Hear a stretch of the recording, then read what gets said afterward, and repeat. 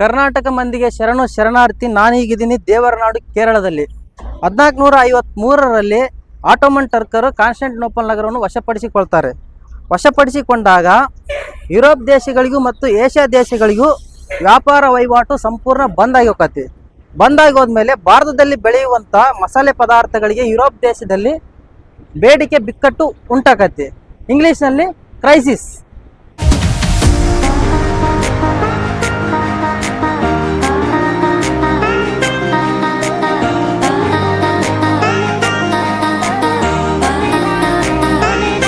Crisis ಉಂಟಾದಾಗ ನಮ್ಮ ಮಾಂಸಿದನಲ್ಲ ವಾಸ್ಕೋಡಿ ಗಾಮ ನಮ್ಮಂತ 4 ಹುಡುಗರನ್ನ ಕರ್ಕೊಂಡು ಸೀದಾ ಹಡಗತ್ಕೊಂಡು ಸೌತ್ ಆಫ್ರಿಕಾದ ಕೋಫ್ ಆಫ್ ಗುಡ್ ಎಂಬ ಜಾಗಕ್ಕೆ ಬರ್ತಾನ.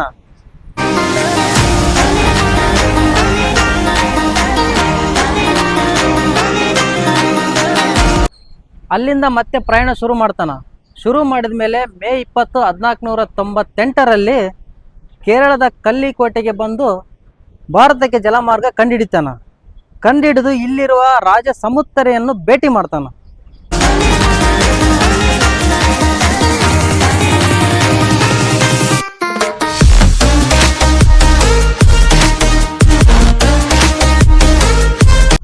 ರಾಜ ಸಮುತ್ತರೆಯನ್ನು ವಿಶ್ವಾಸಕ್ಕೆ ತಗೊಂಡ ಮೇಲೆ ಅವನಿಗೆ ಕೂಳ್ ತಿನ್ನಕ, ಮಕನಕ, ಎದ್ದಲಕ ಒಂದು ಮನಿ ಬೇಕಲ್ಲ. ಆ ಮನಿನ ಇದು.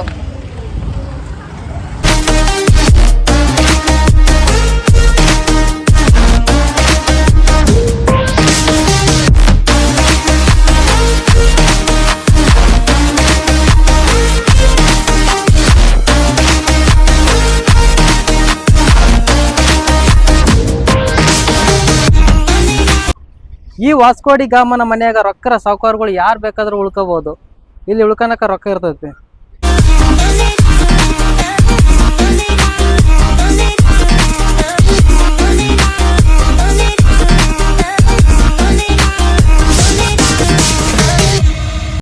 ಡಿಸೆಂಬರ್ 24, 1524ರಲ್ಲಿ ವಾಸ್ಕೋಡಿ ಗಾಮ ನೆಗದು ಬೀಳ್ತಾನ, ಒಗ್ಯಾಡ್ಸ್ಕೊಂತಾನ, ಚಟ ಕಟ್ಕೊಂತಾನ. ನಮ್ಮ ಭಾಷೆದಾಗ ಹೇಳ್ಬೇಕಂದ್ರ, ಅಫಿಷಿಯಲ್ ಆಗಿ ಹೇಳ್ಬೇಕಂದ್ರೆ ಡಿಸೆಂಬರ್ 24, 1524ರಲ್ಲಿ ವಾಸ್ಕೋಡಿ ಗಾಮ ಸಾವನ್ನಪ್ತಾರೆ. ಸಾವನ್ನಪ್ಪಿದ ಮೇಲೆ ಆ ದೇಶದ ಸುಳೆ ಮಕ್ಕಳಿಗೆ ನಮ್ಮ ದೇಶದ ಜಾಗನ ಬೇಕಾಗಿತ್ತು. ಆ ಸತ್ತು ಸಮಾಧಿ ಮಾಡಿರೋ ವಾಸ್ಕೋಡಿ ಗಾಮನ ಸಮಾಧಿ ಇದ ನೋಡ್ರಿ.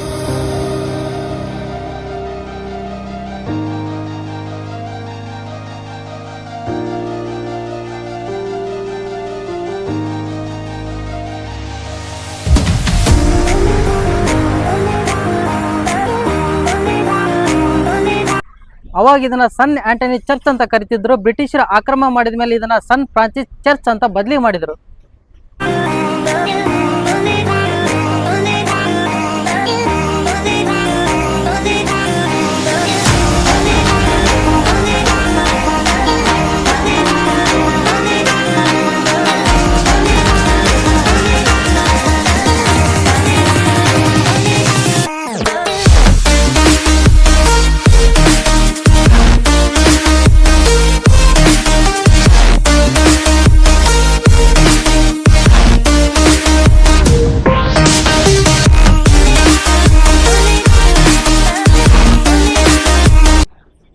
ಈ ಚರ್ಚು ಪೋರ್ಚುಗೀಸರ ಭಾರತದಲ್ಲಿರುವ ಮೊಟ್ಟ ಮೊದಲ ಚರ್ಚ್.